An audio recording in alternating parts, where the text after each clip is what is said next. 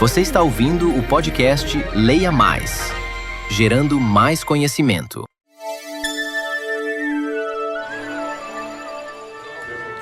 Olá e bem-vindos. O material que a gente tem hoje mergulha numa das temporadas mais insanas da história recente do Flamengo. Bota insana nisso. Pensa em 2025 como uma maratona que não acaba. Foram 79 jogos, 8 competições diferentes. Um verdadeiro teste de estresse, né? Para a estrutura do clube, para os jogadores. E para o coração do torcedor, principalmente. E que teste! Nossa missão aqui é ir um pouco além dos placares. É dissecar essa temporada para entender o que funcionou, o que não funcionou. E como o clube navegou por tudo isso, né? Glórias, tropeços, doloridos e umas histórias de bastidores que, olha, parecem roteiro de filme. Exato. 2025 foi o ano que consolidou o trabalho do Felipe Luiz como técnico, mas que também mostrou como é difícil se manter lá no topo. Perfeito. E para organizar essa loucura toda, acho que o melhor lugar para a gente começar é pela Sala de Troféus, que trabalhou bastante em 2025. Trabalhou, e muito. A primeira taça não demorou a chegar. Foi em fevereiro, a Supercopa Rei contra o Botafogo, lá em Belém. Exatamente. Uma vitória de 3-1, que depois já deu o tom do ano. E foi um jogo com a cara da temporada. Como assim? Dominante, sabe? Com protagonismo de um veterano, o Bruno Henrique, que fez 2 gols, mas ao mesmo tempo foi caótico. Por causa daquela chuva, né? Sim, a partida ficou parada por mais de 1 hora. Foi quase um sinal do que viria pela frente. Talento e caos andando lado a lado. E logo depois veio o domínio regional. Bicampeonato carioca, o 39º da história. Batendo o Fluminense na final, depois de já ter levado a Taça Guanabara. Parece até fácil falando assim, mas manter essa hegemonia local com tanta coisa na cabeça é um mérito e tanto. Sem dúvida. É a validação da força do elenco. Mas vamos ser sinceros, o que define a temporada para o Flamengo são as grandes conquistas. Com certeza.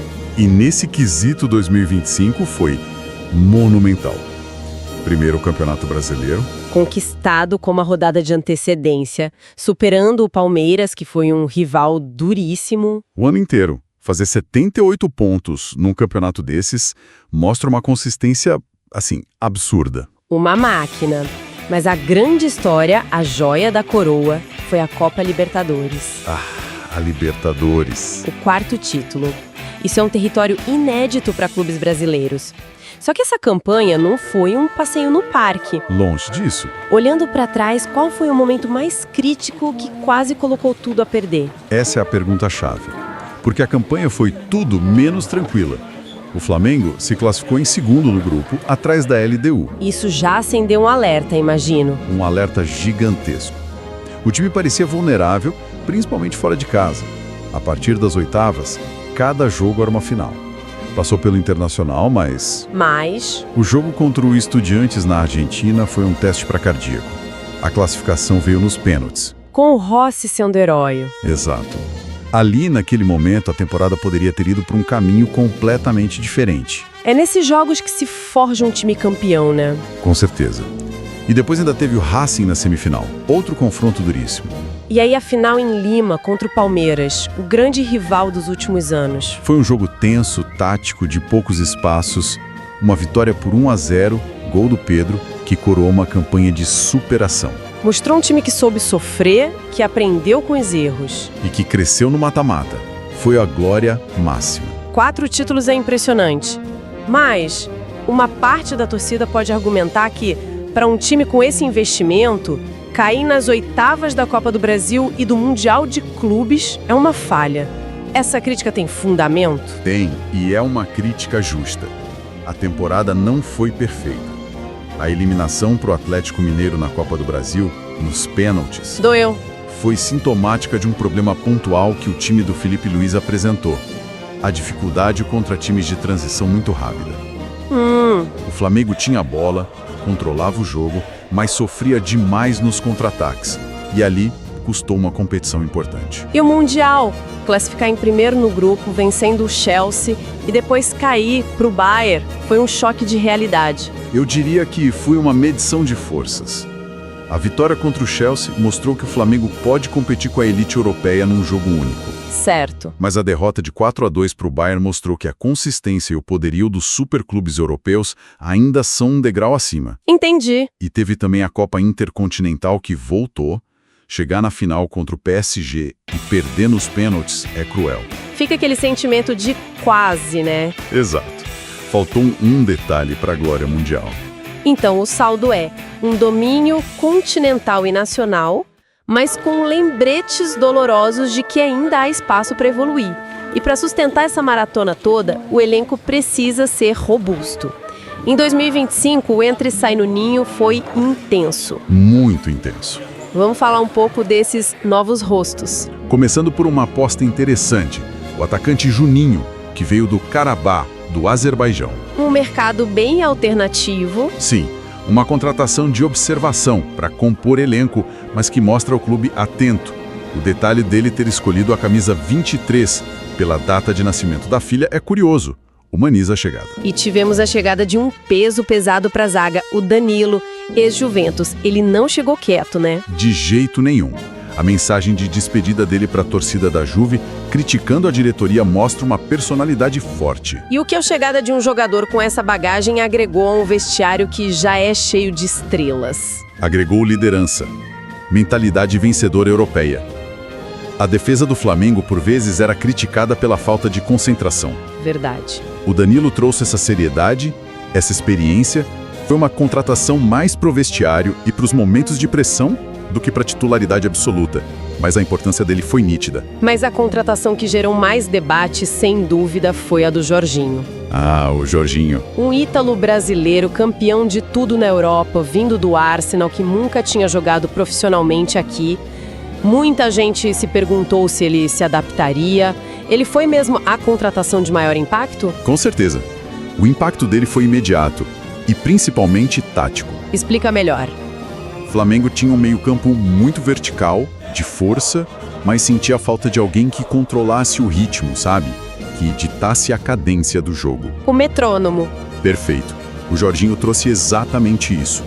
A qualidade do passe dele permitiu que jogadores como Arrascaeta e De La Cruz ficassem mais livres para criar. Ele equilibrou o sistema do Felipe Luiz. Exatamente.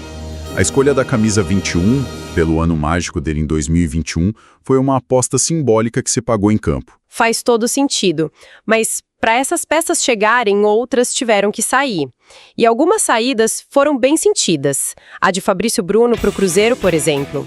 E essa negociação foi um exemplo da postura firme da diretoria. O Flamengo não facilitou, exigiu 44 milhões de reais à vista. O que não é comum no futebol brasileiro. De jeito nenhum. É uma demonstração de poder financeiro. O clube não estava desesperado para vender. O que aconteceu ali? Foi um caso de incompatibilidade tática e gestão inteligente. O diretor de futebol foi a público e explicou com uma transparência rara que no modelo de jogo da equipe, o Alcaraz teria poucas chances. Entendi. Então, em vez de manter um ativo caro e talentoso no banco, gerando frustração, o clube negociou. Foi uma decisão que priorizou a harmonia e a saúde financeira. Um sinal de maturidade. Mas a saída que realmente abalou as estruturas foi a do Gerson, o Coringa. Essa doeu. O Zenit chegou, bateu a multa de 25 milhões de euros e levou. Qual foi o tamanho do buraco técnico e anímico que a saída dele deixou? Foi gigantesco. Gerson era mais que um jogador. Ele era um símbolo da identidade daquele time. A capacidade dele de quebrar linhas com o passe. E com a condução de bola, era única no elenco. Taticamente, o time demorou a se reencontrar. E no vestiário, ele era uma liderança. A festa de despedida temática, que as fontes detalham, mostra o quanto ele era querido. Foi o fim de um ciclo. E um desafio enorme para a comissão técnica encontrar soluções. Sabe, por mais que a gente fale do que acontece em campo, às vezes a verdadeira batalha está nos bastidores. Ah, com certeza. E a história do Patrocínio Master de 2025 é um enredo de filme com reviravoltas inacreditáveis. Uma verdadeira novela. A gente está falando de um contrato recorde, que podia chegar a 470 milhões de reais até 2027 com a Pixbet. O maior da história do futebol brasileiro. Um acordo que mudaria o patamar financeiro do clube de forma definitiva. Só que aí vem a reviravolta. O clube fecha o maior contrato da história com uma empresa que legalmente não podia operar no país. Isso soa como um risco absurdo. E foi. A licença da empresa era baseada na Loterge, a Loteria do Rio, e uma liminar do STF suspendeu essa autorização. E aí? De um dia para o outro, o patrocinador master do Flamengo era, na prática, ilegal.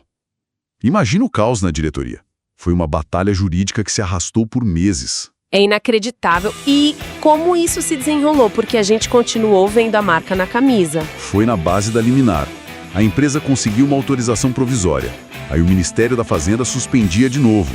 Que instabilidade. Teve um jogo contra o Grêmio que o Flamengo só pôde usar a marca por causa de uma decisão da Justiça Federal que saiu horas antes da partida. Meu Deus. Foi um caos jurídico que só se resolveu em 14 de abril, quando a empresa finalmente regularizou a situação. Isso mostra o quão complexo é o futebol moderno. Onde um departamento jurídico forte é tão importante quanto um bom centroavante. Exatamente. E em meio a todo esse caos, a gestão parece ter feito algumas apostas certeiras. A efetivação do Felipe Luiz, por exemplo, que veio com a nova presidência, não era uma decisão óbvia. De forma alguma. Era uma aposta de alto risco. Entregar um elenco multimilionário nas mãos de um técnico recém-aposentado. Podia ter sido um desastre. Total. Mas a nova diretoria bancou a decisão, deu respaldo e a aposta se pagou com os títulos mais importantes. Foi um voto de confiança que definiu o sucesso da temporada. E falando em bastidores, tem uma história bizarra do Mundial de Clubes. O León do México, que estava no grupo do Flamengo, foi simplesmente expulso do torneio pela FIFA. Como assim? Pois é, uma situação surreal. A FIFA aplicou a regra que impede 2 clubes do mesmo dono de participarem da mesma competição. E o dono do León era o mesmo de outro time? Do Pachuca, que também estava no torneio, a questão virou uma briga judicial, foi parar no Tribunal Arbitral do Esporte. E no fim das contas? No fim, a vaga foi decidida num jogo extra entre o Los Angeles FC e Clube América. O Flamengo acompanhou tudo de camarote, vendo os adversários se matando antes mesmo da bola rolar. É o tipo de coisa que só acontece no futebol. E para fechar essa análise dos bastidores, uma jogada que parece ter sido um golaço de marketing. Trazer o Zico como embaixador. Uma decisão simbólica e estrategicamente brilhante. Você usa o seu maior ídolo, uma figura incontestável, para abrir portas, fortalecer a marca. E conectar o clube com novas gerações e mercados internacionais. Mostra um planejamento que pensa no Flamengo não apenas como um time, mas como uma marca global. Certo. Então, se a gente for resumir a ópera que foi a temporada de 2025... Ufa! Um ano de sucesso estrondoso, com 4 troféus, incluindo a dobradinha Libertadores brasileiro. Mas também um ano de alertas, com eliminações que mostraram vulnerabilidades. Exato. Vimos uma reformulação corajosa no elenco e uma diretoria que teve que apagar incêndios e fazer apostas de alto risco. E os números consolidam essa imagem de domínio, né? Totalmente. Para dar uma dimensão, em 79 partidas, foram 49 vitórias, 19 empates e só 11 derrotas. Isso dá um aproveitamento de 70% num calendário brutal. E o poder de fogo do time? Impressionante. Foram 143 gols marcados contra só 51 sofridos. Um saldo de 92 gols. E o artilheiro da temporada? O maestro dessa orquestra, De Arrascaeta, com 25 gols, provando mais uma vez que é um dos jogadores mais decisivos do continente. Tudo isso nos leva a uma reflexão final. Conquistar a Libertadores e o Brasileiro no mesmo ano, com um técnico novato e um elenco em transformação, é um feito gigantesco. A questão que fica para 2026 é... O que vem agora? Exato. Isso foi o início de uma nova dinastia ou foi um pico de performance difícil de ser repetido? E isso levanta uma questão crucial. Com o sucesso vem o assédio. Como o clube vai se proteger da cobiça dos mercados europeu e árabe por seus principais jogadores e principalmente pelo seu treinador, que agora é um dos nomes mais quentes do mercado?